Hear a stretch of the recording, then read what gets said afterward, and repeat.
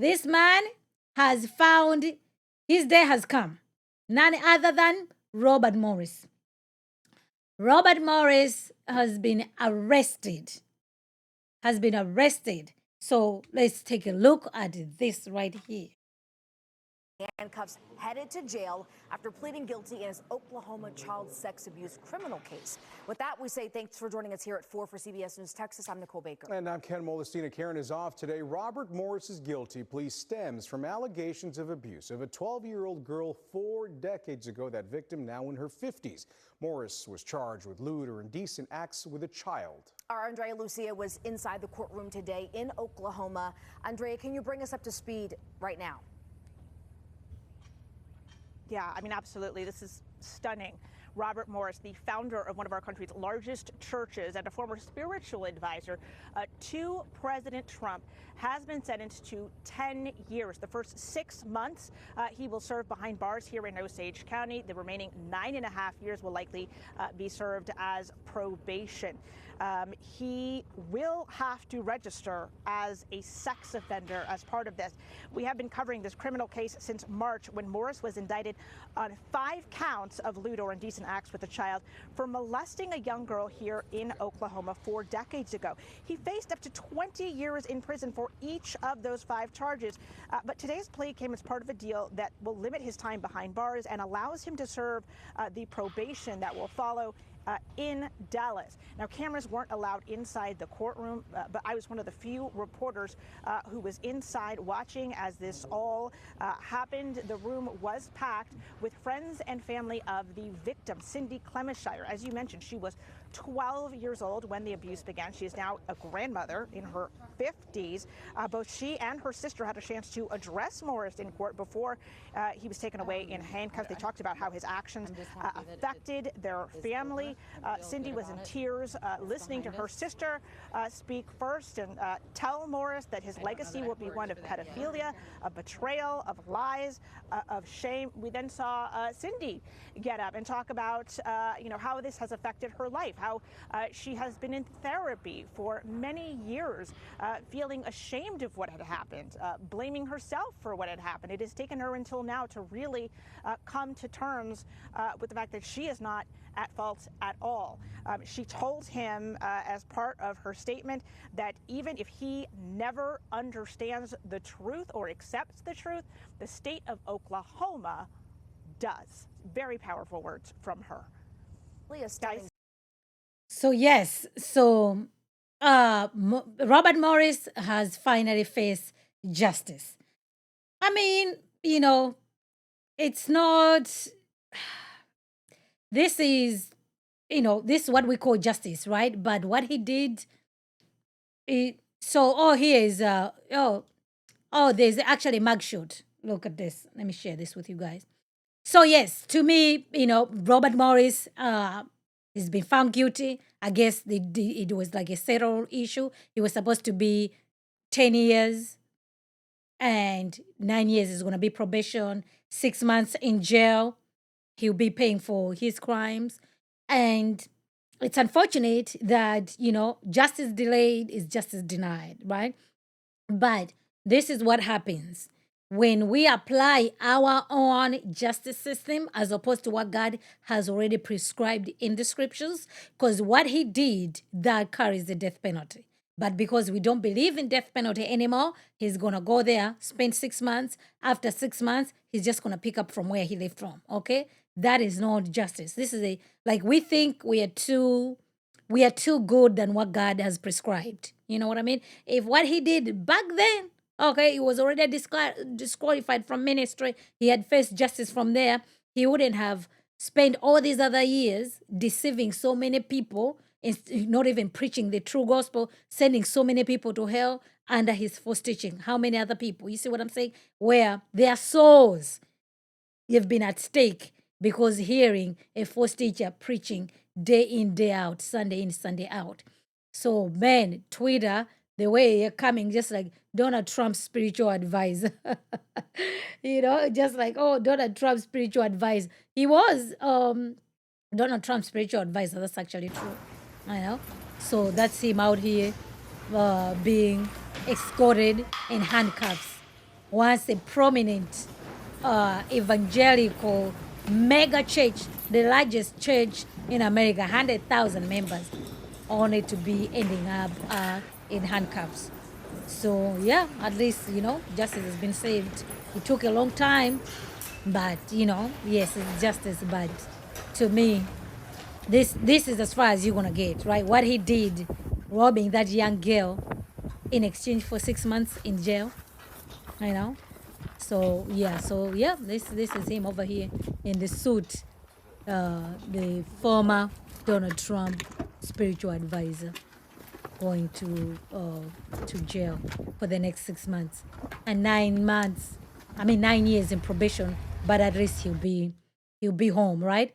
But whatever he did, the damage is still there. So that's the problem. Like, okay, you want to execute justice according to God's justice, not the man-made justice.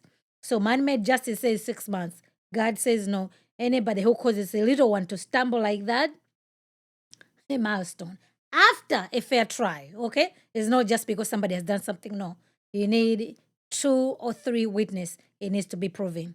If you cannot prove it, according to the biblical, you would rather let a guilty person go than to punish an innocent person. So that was, what's his name? Robert Morris. So Robert Morris will be spending 6 months in jail and 9 years probation. So that was hot, what has transpired. There was one where she spoke herself. Oh, here, this is a mugshot of Robert Morris, finally booked, out there in Texas. So at least it's in jail, but what they do with people who've done things to little kids, right? Whenever they go to jail, So yes, like what I was saying over here on Twitter, people they say over here. So Robert Morris, a MAGA Republican Christian, no trans, not a drag queen, is going to jail for abusing a child. There he is. So like what I say, like Twitter is not giving no quarters, and he's like a Trump advisor.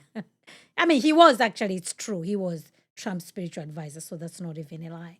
It's actually true, but it's so embarrassing, right, for evangelical world. People are not going to make any distinction. Like, oh no, this guy was a forced teacher, okay?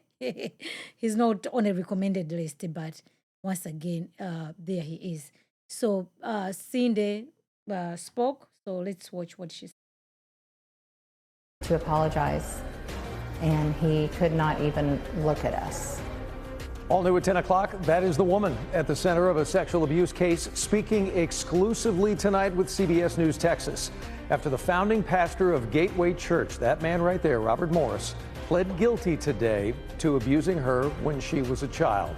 It is a story that we have been on top of since the allegations came to light in June of last year. That is when Morris resigned from Gateway Church in Southlake. But now, a year and 3 months later, Morris is in jail. And I do mean now. Morris pled guilty to 5 counts of lewd or indecent acts of a child for molesting a young girl, Cindy Clemishire, in Oklahoma 4 decades ago. Part of his plea deal now means spending 6 months behind jail in Osage County and 9.5 years probation, which could be spent in the Dallas area. He will also have to register as a sex offender and pay $270,000 in restitution. Our Andrea Lucia has been on this from day one. She's joining us live tonight from Pawhuska, Oklahoma. And you spoke.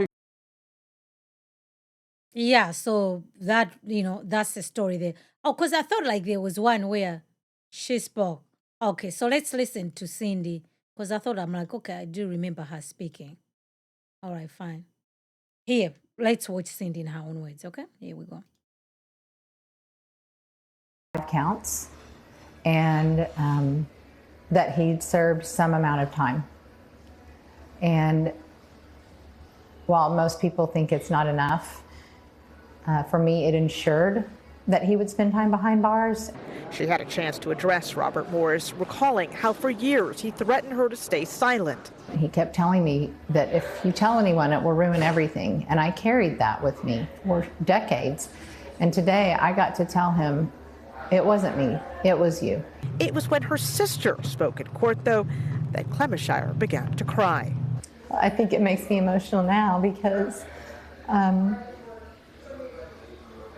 she acknowledged that I may have been different. There are things in my life that would have been different. What would I have accomplished in the last, 38 years if I wasn't carrying the burden that I've carried?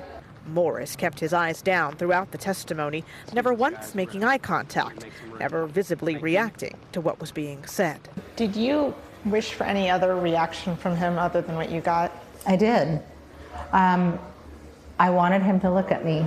He never once looked up. And I had a tiny glimmer of hope that he might apologize when he pled guilty. He had the opportunity to look over at my family and to apologize, and he could not even look at us. Do you feel like you getting a bit of justice today might give hope to other victims? I hope so. I hope it gives them hope that they don't have to live under the shame. And even if the state never convicts someone, I hope that they know in their heart that it wasn't their fault. Yes, this is the wrap up of everything. Now he's going to jail, faces justice. He's going to be registered.